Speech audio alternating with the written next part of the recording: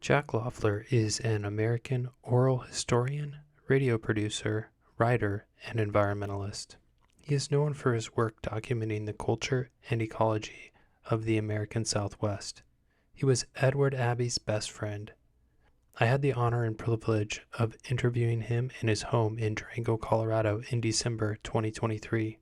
He was 87 years old at the time of this interview. This interview is comprised of 7 questions broken up into 11 parts into a single YouTube playlist. The full interview is also in the playlist, but will be released last. Jack is full of wisdom, and I did my best to let him speak freely without boundaries during our 3-hour conversation. Given this dynamic, Jack provided long, winding answers to my questions as he reflected back on his life. With that, let's get to the interview. It's clear from your book, A Portrait of Ed, that Edward Abbey was a dear friend to you and that you both connected best through the many outdoor trips you took together and the conversations you had about life along the way. So my random question was, is it true you hold the manuscript to the Monkey Wrench Gang? Yep, it's right there. And we have it right here. So I'm excited to look at that and maybe take some video of it too after finish this interview. One thing I want to just speak to in terms of manuscripts is, I think I learned this from Sean Prentice, who wrote the book Finding Abbey, is it's really interesting intellectually to think about a person beyond just their book. And when I first read Desert Solitaire, which was the first Abbey book I read, I was just thinking about the stories in that book and not much about the person beyond it. And Ed kind of Sean opened my eyes to thinking more deeply about authors in general and their craft. And so this idea that there's this manuscript that shows, an early version before publication, I think is really interesting. So I'm excited to see that. Yeah, he brought it. I think it was 1975, the year it was published. At Thanksgiving time, he brought it to me along with 12 LP records of the collected organ works of Johann Sebastian Bach. He said, I listened to it, now you have to. So why do you think he gave you the manuscript? Is it just because he cared? He knew. I don't want to try and answer that, I guess. Well, we were really good pals, man. I mean, you must have. We had made vows, and we were like brothers. Mm-hmm. And I think there were 2 or 3 of them, and I think this is the one that was the final one. Mm-hmm. Mm-hmm. And but Ken Slight had one, but there was a big fire, and I'm just hoping like mad that Ken's Monkey Wrench Gang didn't get burned up. It's because they were good friends, and spiritually, it would just be a wipeout for Ken to have lost it to a fire up in Moab. I want to speak a little bit more to manuscripts too. In the 1970s, pre the Apple II computer, where you wrote on a computer and you saved your work like in real time, and then because when I was as I told you early, maybe before the interview, that I went to Tucson, and at the university there they have a special collections library where Ed gave them like boxes and boxes. Yeah, his papers, everything. His papers, and for me, some of the most interesting things in there certainly are the manuscripts. And for example, actually with Monkey Wrench Gang, I'll just speak to that. There's a draft, or maybe version 1, and then there's like a version 2, and it looks like he types out the version, it goes to the editor, they give him notes, some of which he accepts, some of which he rejects, and then he types the whole book again. Yeah, well, I don't know how many times he typed it. Yeah, that I've never asked him, but but that concept is like, I think a younger generation, even for my generation, I take it for granted that you revision so easy. You know? No, not. I did 2 books, man, on a typewriter, and I know. You had to retype them. Yeah, and it's a trip. And boy, is it ever. Helps with the writing process, or hurts, or You're writing. You're writing. I mean, I feel good about the writing. The first book I did, which Ed insisted be a book, was based on a radio series. Okay. The one that the interview with Garrett Hardin's in and other people, called Headed Upstream. And I typed that up a couple of times, 3 or 4 times. But it didn't bother me to do it. Did you just have a schedule where you like wake up, drink, get a pot of coffee, and then just like sit down and you're like, okay, version 2, I got my notes from version 1. You just keep doing it. And the one that was a whopper, man, I'll show you the book after we're done, was the one on Hispano folk music, because that was when somebody had a computer finally to be able, I had to transcribe songs, the notes for songs, and my handwriting sucks, man. I mean, it just does. And so I found something that I could do. I can't even remember what I did it on because I didn't have a computer yet. But I was able to get the transcription so they look like they're supposed to, like that, And then I did drawings of how to do the dances. And Masa, who was Gary Snyder's wife before the one that he married who died, Masa, who was a dancer, helped me with that to make sure that it jibed. And this is all pre-computer, and so it was a trip to make it look good. But and I'm a 2-fingered typist. Oh wow! And Ed was. Yeah. He knew how to type, but he did the whole thing on, and he abhorred the notion of a computer. Yeah, I bet. And if you listen to the whole hour plus whatever it is that I did with Ed, you'll get the hit pretty much on everything in his mind. But no, it was writing on a computer is so much easier than it used to be. But back in those days, typing was a heck of a lot easier than writing it in longhand. And Charles Dickens wrote all of his in longhand. Right. So it was still an evolution on the computer. Yeah, and so now there are ostensibly things that you can speak to that will print out your words. Yeah. And I don't know if I'm into that. Yeah, the voice transcription. I still take daily. Yeah. I write in my computer journal and also in my handwritten journal. And I got bunches of those, that go back. But I never look back at them. Right. You just kind of move forward. Yeah, the whole thing is that I find that writing is a really cool way to think. I agree. So, boy. But I know he gave one to Ken and he gave one to me. And I don't know if he gave one to anybody else, but I think this is the one that was the final one. And, just for one quick second, I want to open up. Yeah. Oh, and this is his flag. Let's open it up.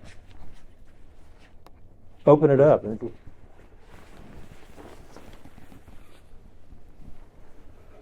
Oh, the monkey wrench on the flag.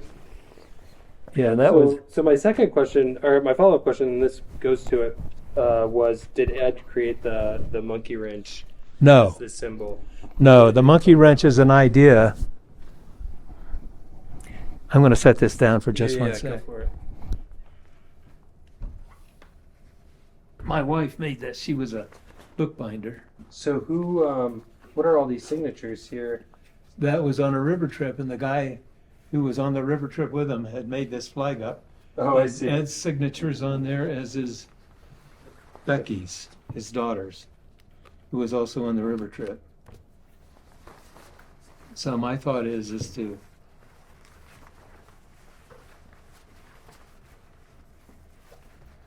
how does this work? Yeah. My wife was a meticulous crafts person.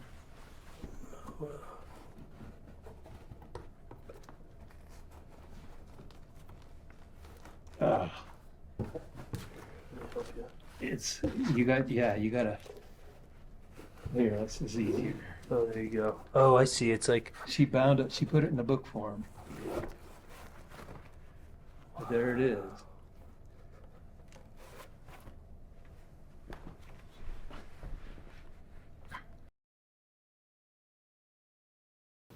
But I'm sorry that no, I got it.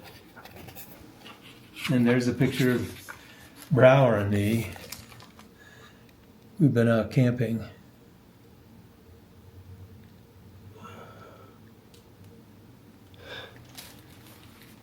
He was a good friend.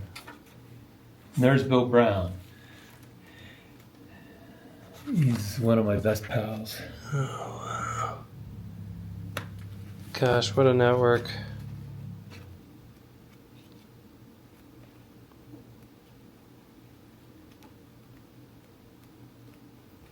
I know it's here somewhere. Yeah, here it is. That's me in 1964 inside the Hogan. Navajo Mountain. Wow. And here's a picture of the outside of the Hogan. And that was, it came up in the interview. It was such a transformational experience for you in terms of, just setting almost a foundation for the work that would come. Yeah. Yeah, there it is. Lived in that for 6 months. And that's Gene on the left, or your right-hand side, me on the left.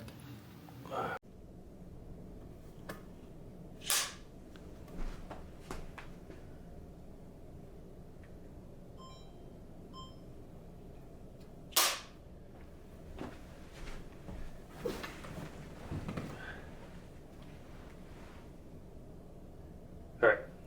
Many people who knew Ed personally have passed on. You are one of a shrinking cohort of folks that knew him personally. What do you want the future cohort of environmental writers and historians to know about Ed, knowing that some people will judge him through his work, him and his work through the lens of their own contemporary and cultural values? That's a good question, and I've thought a lot about just that. First of all, I want to say that to me, Ed was infinitely more complex than is revealed in his books. Mm-hmm. And conversations that we had for so long really released that into my own mind. He had a beautiful mind. What I would want anybody to think about is that we have entered a time that was just beginning to become apparent to some of us way back when, that is now revealed to be an incredibly dangerous time environmentally. In other words, depending on whose research you consider, we have 30 years, 20 years, maybe we've passed the point of no return. This is what I've read. And so what I would hope is that what people would take to heart from Ed's writing is to take protection of habitat even more seriously than is revealed in Ed's books. In other words, it is absolutely vital, not just for the continuity of the human species, but for so many other species. Actually, the biotic community as it exists on planet Earth is gravely threatened right now because of human influence. My friend Melissa Savage, a brilliant woman, one of my best friends, whom I've known for over 50 years, who was a biogeographer, now emerita at UCLA.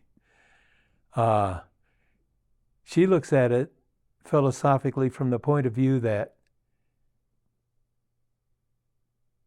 that life on planet Earth will continue, but that an entirely different biotic community will emerge than the one in which we currently live, and that indeed we've had 5 major spasms of extinctions prior to this one, but this one is the only one that's been caused by a species itself. Mm-hmm. And so that's the bottom line. And so Ed Abbey was in the forefront of trying to protect the environment, of protecting habitat, of seeing wilderness replaced rather than reduced. And he would use any tool that was available to him to do that. And he didn't just write about it. He did it, but he never hurt anybody. I recall a conversation that Dave Foreman and Ed and I had once about the importance of stressing causing no harm to any fellow human. Mm-hmm. And so what we see is the milieu, the cultural milieu that currently exists relative to Ed's, who died on March 14th, 1989, which will be 35 years coming on this coming March in 2024. I think that the population was about half what it is now when Ed died. There were computers, but they were big, huge machines in universities that had huge wheels of tape, and there were cards that punched holes in them. Those were the first computers that I was aware of in New Mexico, where they had some major computers, both at Los Alamos, at Sandia Lab. New Mexico has 2 national laboratories, and then it has places like the university in Socorro, which is super, I think of it as evolved techno-fantasy, And at any rate, Ed has to be seen for what he was, a guy born into Appalachia and before the beginning of the Great Depression, who was forged by the Great Depression. I was born in the middle of it. I remember it. And I was basically forged by World War II. Mm-hmm. America was a different place when both Ed and I were growing up. A hugely different place. I was born just after the human population got to be 2 billion. Ed was born before it got to be 2 billion. And now it's over 8 billion. So bear in mind what sort of a headset that must be. I mean, when I was a kid, I used to imagine Abraham Lincoln riding in a car with me and what he would be thinking, how much it would blow his mind. And for people who are coming into teenage and older consciousness today, you would be looking at a totally different way of looking at reality than Ed did. Ed saw it sort of up front and in the middle of it. And people who are so into digital technology that they're seeing reality through their iPhones, it's a totally different perspective. And I, for one, of course, I'm an old guy, but I far prefer the former than the latter, because I want to see reality for what it is and not what it's digitized up to look like. So that's where I'm coming from, and where I know Ed himself imagined it to be the worst possible world, one that was dominated by the industrial digitization hadn't really even happened yet. As a matter of fact, I bought a used Macintosh computer with, I was told, had all the memory I needed, 20 megabytes. Oh, wow. And that's what I wrote the first draft of my book on Ed with. Ed had asked me to be his, how did he put it, chronicler on 2 or 3 different occasions, more actually. And I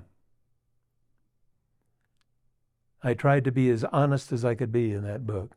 One of Ed's mottos was follow the truth no matter where it leads. And the other one was with his finger pointed at the sky, resolve. And I respected that enormously because he had both resolve and he gave it his best shot to write it down the way he saw it. And so what Ed's writing expresses is his perception of the cultural milieu in America as he perceived it as it was happening between 1950 and 1989 when he died. So that's not just the way they look at Ed's writing, it's having to look at the milieu. It's always really important to look at that aspect of it, the habitat. Where's your home habitat?